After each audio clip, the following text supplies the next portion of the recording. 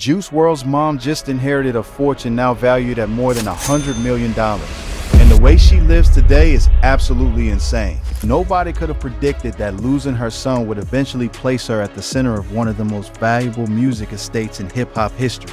We are talking about music rights, real estate, unreleased recordings, and a series of business decisions that completely transformed the value of what her son left behind. The full story of how that happened is one you do not want to miss. Stay with us, because this one is about to get real. Yo, what's good, fam? We are going to break down exactly how that fortune grew, what assets make up the estate, how the inheritance process unfolded after Juice WRLD's death, and how his mother's life was permanently changed because of it. Let's dive in. Before we get into Carmela and what she inherited, we have to start with Jared, because none of this makes sense without understanding who Juice WRLD was and how fast he got there. Jared Anthony Higgins grew up in the Chicago suburb of Calumet Park, and from an early age, it was obvious this kid was wired differently. He taught himself to play guitar, piano, and drums. He was in his school band. He had a natural relationship with melody that most artists spend their entire careers trying to develop. And Jared had it at 15 years old, just playing around with music online. His mother, Carmela, was one of his biggest early supporters. She was reportedly so devoted to his music career that she eventually quit her job to focus on representing him during his early days, which tells you everything about how serious this family was about Jared's gift and how much faith she had in what he was building. He started putting freestyles on SoundCloud like so many kids in his generation, but what separated him from everybody else was the emotional depth. He was not rapping about flexing or beefing. He was rapping about pain, heartbreak, anxiety, and vulnerability in a way that connected immediately with people who felt like nobody was speaking their language. He had a way of improvising that was almost supernatural. You could hand Juice WRLD any beat, and he would start freestyling complete songs with fully developed hooks on the spot. That ability attracted the attention of Grade A Productions and eventually Interscope Records. And once the machine got behind him, the trajectory was vertical. When his single Lucid Dreams dropped and climbed all the way to #2 on the Billboard Hot 100, the entire industry took notice. Juice WRLD was not just a SoundCloud rapper who got lucky. He was one of the defining voices of melodic rap for an entire generation. He had 5 albums chart in the top 5 on the Billboard 200, including 2 #1s. Death Race for Love debuted at #1. Legends Never Die, which came out after his death, also hit #1. He charted 9 songs on the Billboard Hot 100. He stacked over 26 billion on-demand streams in the United States alone before he was old enough to rent a car. In just a couple of years, Jared Higgins went from a kid recording music in his bedroom to one of the biggest artists on the planet. And he did it all by being ruthlessly honest about his own struggles, which is exactly what made those billions of streams feel personal to every single person who listened. But the rise and the tragedy were inseparable. Juice WRLD was transparent about his struggles with mental health and substance use throughout his career. He talked about it in his music. He talked about it in interviews. He wore his pain on his sleeve in a way that made fans feel seen. But those same struggles were quietly accelerating behind the scenes. On December 8th, 2019, Juice WRLD arrived at Chicago Midway International Airport. He was 21 years old. Shortly after landing, he suffered a seizure and was pronounced dead. Well, the music world tonight remembering the short life of up-and-coming rapper Juice WRLD. His real name is Jared Higgins. He was just 21 years old. Police say he suffered some sort of medical emergency this morning at Chicago's Midway Airport. They haven't said yet exactly what caused his death. Higgins was named the top new artist at the 2019 Billboard Music Awards back in May. The medical examiner later ruled the cause of death an accidental overdose involving oxycodone and codeine. He was gone at 21. The outpouring from fans around the world was immediate and overwhelming. Social media went dark with tributes. Artists who had worked with him, artists who had never met him, and millions of everyday listeners all stopped and felt the weight of losing someone that young, that talented, and that real. Now here is where the legal story begins. And this is the part most people do not think about when they think about what happens after an artist dies. Juice WRLD passed away without a will. He had no spouse, he had no children. His father had passed away just 6 months before him, which meant there was no other immediate family member to step in ahead of Carmela. Under Illinois law, when someone dies without a will and without a spouse or children, the estate goes through a process called intestate probate.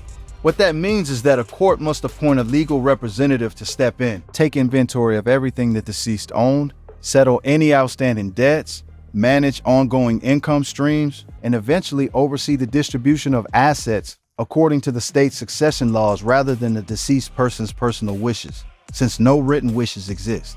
It is a complicated and emotionally brutal process for any family member to navigate, let alone a mother who was still in the middle of grieving the loss of her child. But Carmela Wrlds did not hesitate. In early 2020, she filed legal documents asking a Cook County judge to appoint her as the official administrator of her son's estate. The court approved the filing, and just like that, Carmela Wrlds became not only a grieving mother, but also the legal steward of everything Wrlds had built.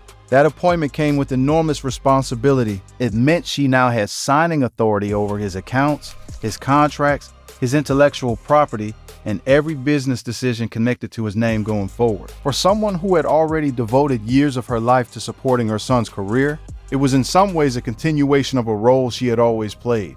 But now the stakes were infinitely higher, and Wrlds was not there to consult. When those initial probate filings became public, a lot of people were surprised by the numbers. The estate was officially valued at approximately $3,278,000. That sounds like serious money, and it is.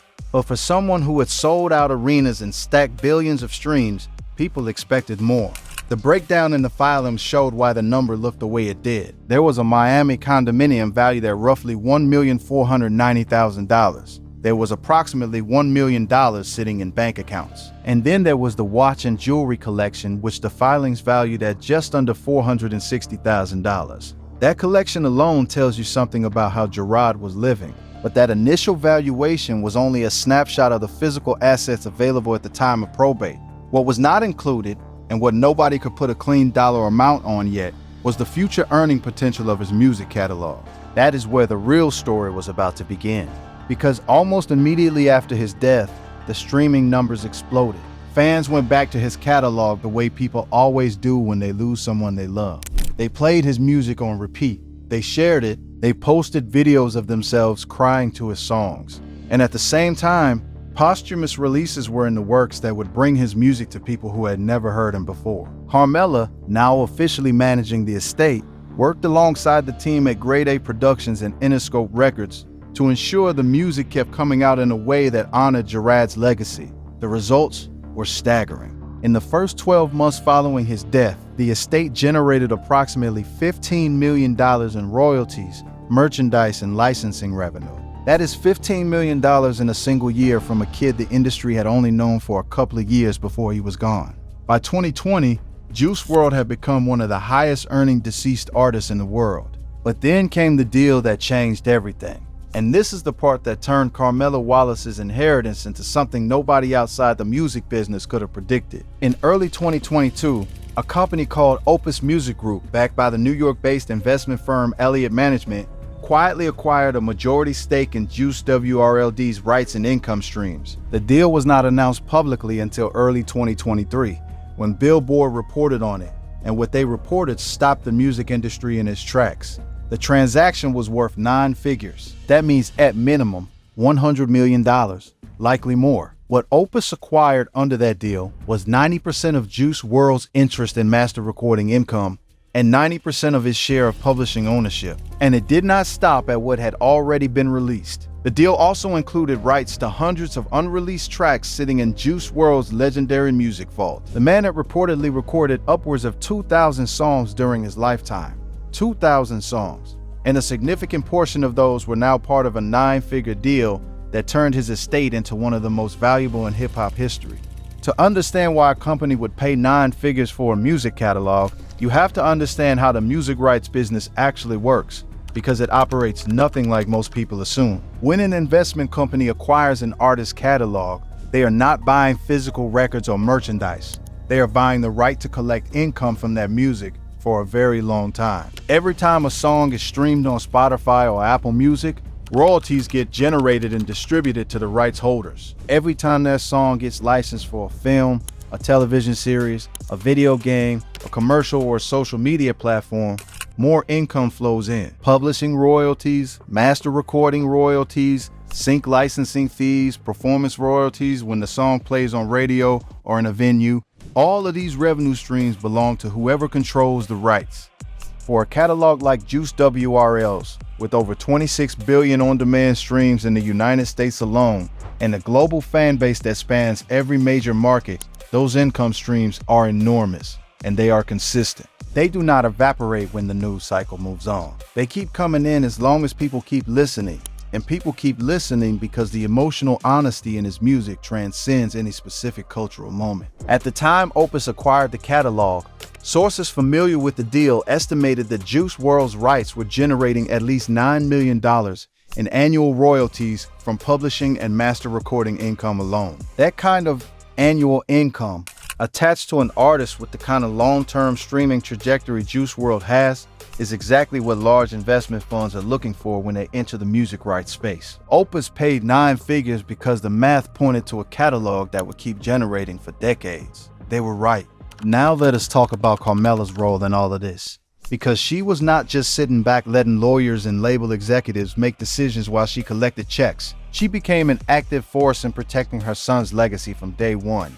She worked to ensure the posthumous projects reflected who Wrlds was as an artist rather than being rushed to market for commercial reasons. Legends Never Die dropped in 2020 and debuted at #1 on the Billboard 200. Fighting Demons followed in 2021 at the same elite level. She has spoken publicly about her close working relationship with Lil Bibby, Juice Wrld's longtime manager, crediting him for the care he brings to assembling these projects. She has specifically asked fans not to pirate unreleased material, explaining that leaks prevent the estate from releasing music the way Wrlds would have wanted. Managing a globally successful artist estate means being simultaneously a grieving family member, a legal fiduciary, a business executive, and the final creative authority over what fans get to hear. Every decision carries emotional weight because every decision involves Wrlds. Carmela has navigated all of that with a clarity of purpose that the industry has consistently respected. And the financial success of the estate began to show up in her personal life in a very real way. In 2022, Carmela Wallace purchased the most expensive piece of residential real estate ever sold in Burr Ridge, Illinois. She paid $6.9 million for a 6-bedroom, 17,000 square foot mansion on Lee Court, and then spent an additional $1.4 million to acquire the vacant lot directly next door. The combined total came to $8.3 million, which shattered the previous record for a home sale in that suburb by more than $2 million. And this is not just a big house. Step inside and you are looking at an underground basketball court, a custom lounge built for entertaining, and hand-carved fireplaces that run throughout the property. The kind of home that does not get built for people who are simply doing well. It gets built for people operating at a completely different financial level. And Carmela Wallace is operating at exactly that level. The purchase made national headlines and told the world everything it needed to know about how dramatically Carmela's financial situation had changed since those initial probate filings showed an estate worth just over $3 million. The distance between those two numbers is the story of what she built. But the money was never the whole story for Carmela Wallace. From almost the moment she took control of the estate, she was thinking about how to use Juice WRLD's platform to do something meaningful that went beyond music releases and business deals. That led to the creation of the Live Free 999 Foundation, a nonprofit organization that Carmela launched in honor of her son. The foundation's mission is to support programs that address mental health challenges and substance dependency among young people, providing financial grants and building partnerships with organizations already doing that work on the ground. The name itself, 999, was one of Juice WRLD's signature symbols, a number he wore and referenced constantly throughout his career.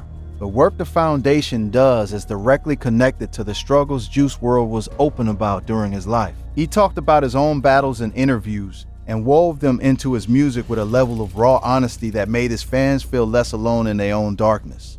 Carmela took that same honesty and turned it into action. The foundation has supported organizations like Crisis Text Line in NAMI Chicago, which is the National Alliance on Mental Illness chapter serving his hometown. By early 2026, the foundation had crossed $420,000 in total grants distributed, which represents real money going to real programs helping real young people. The foundation also runs a campaign called the 999 Stories Initiative, where fans are encouraged to share their personal journeys around mental health, creating a community around the kinds of conversations Wrlds always tried to open up through his music. Carmela has also made a point of bringing the foundation's presence back to Juice WRLD's alma mater, donating new instruments to his former school where he once played in the band. It is one of the most direct translations of an artist's legacy into tangible, real-world impact that you will find anywhere in the music industry. And it is entirely driven by a mother who refuses to let her son's message fade. And that legacy shows no signs of losing steam.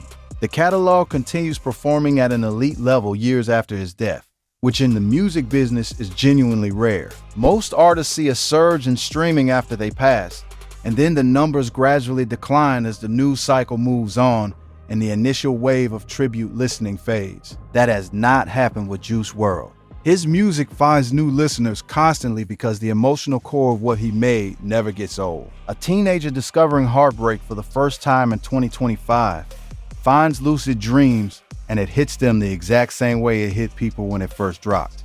That staying power is what separates a valuable catalog from a great one. Another posthumous album, The Party Never Fins, has been in development with Lil Bibby putting serious time and energy into making sure it lands as a genuine artistic statement rather than a cash grab. Carmela has spoken about wanting to make sure the project reflects Wrlds the way the other posthumous releases have. The unreleased vault is reported to contain hundreds of tracks, meaning the estate has a pipeline of potential releases that extends well into the future. That pipeline is part of what makes the catalog so attractive to investors and what makes the value keep climbing.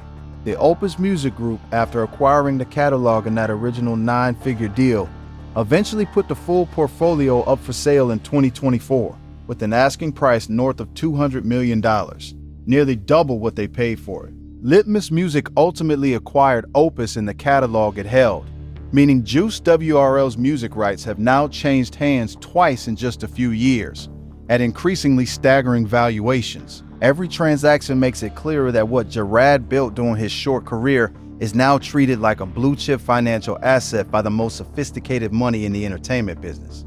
That is not an accident. That is the result of music that is genuinely great, being carefully managed by people who understand its worth.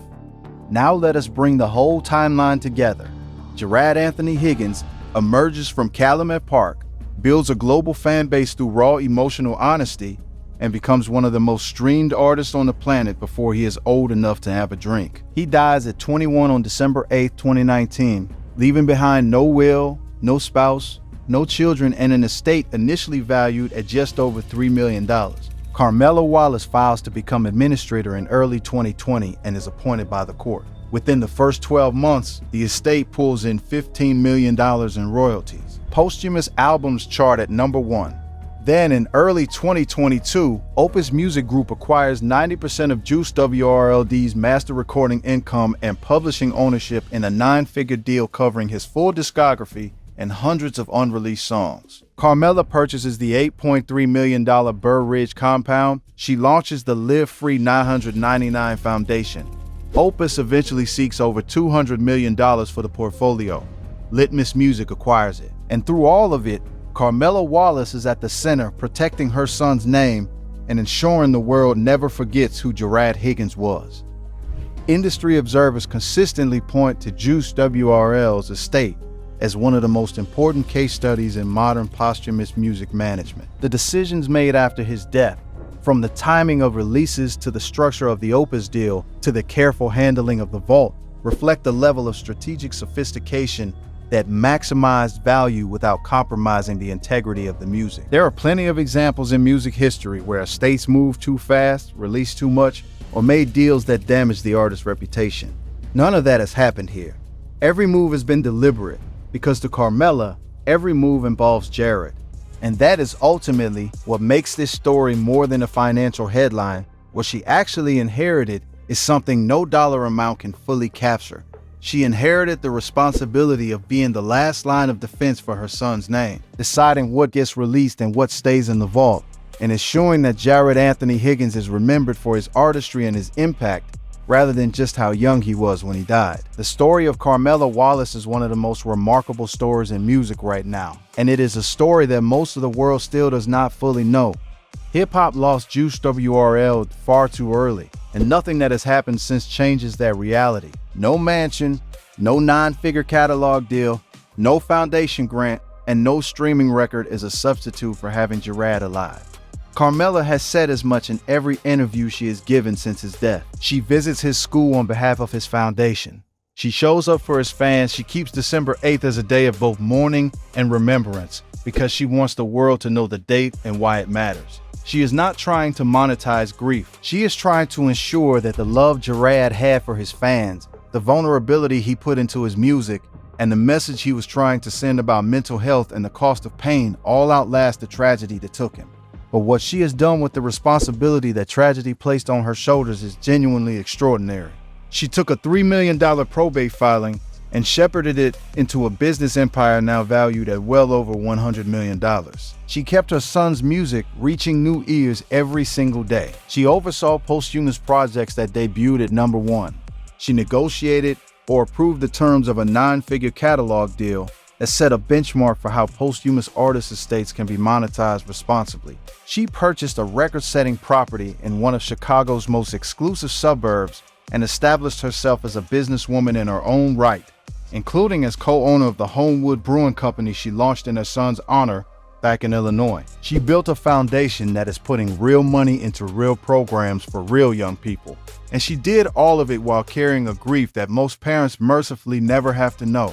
That is the real story of how Carmela Wallace lives today. Not just the 17,000 square foot mansion, or the $8.3 million price tag, or the nine-figure deal that made headlines in the music business. The real story is that a mother buried her son, stood up, filed the paperwork, and went to work. Every single day since December 8th, 2019, she has shown up for Wrlds. And because of that, Juice WRLD is not just a tragedy the culture references in the past tense. He is an active presence in the music, in the streaming numbers, in the foundation work, and in the millions of people around the world who still listen to him like he is talking directly to them. That is the legacy. That is what Carmela Wallace inherited, and she has honored every single dollar of it. Drop your thoughts in the comments on how Carmela has handled Juice WRLD's legacy. And make sure you hit subscribe so you never miss a video, because we keep it real on this channel every single time.